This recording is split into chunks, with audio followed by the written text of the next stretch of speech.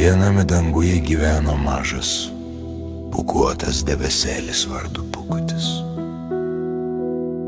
Jis buvo labai vienišas, nes visi kiti debesys nuolat skubėdavo lietaus debesų darbų link. O Pūkučiui tiesiog patikdavo plūduriuoti ir grožėtis žeme. Vieną dieną pro šalį švilpė vėjas. Jis buvo linksmas, greitas ir žaismingas, bet lygiai taip pat be vietos ir draugų. Sveikas, sušuko Pūkutis, kur taip skubi? O kam stovėti vietoje? Pasaulis toks platus.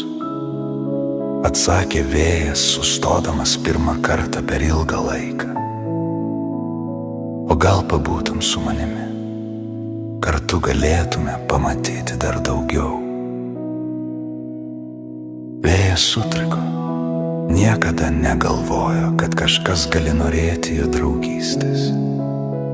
Bet Pūkutis nusišypsojo taip šiltai, kad vėjas negalėjo atsispirti.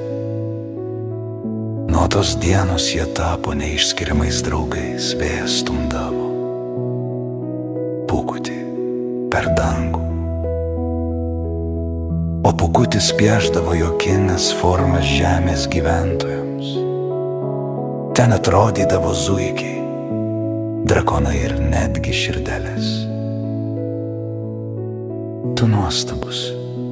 Juokėsi vėjas, kai žmonės žemėje rodydavo į dangų ir šypsojosi.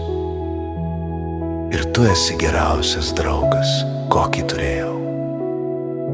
Nuo tada vėjas nebesijautė vienišas.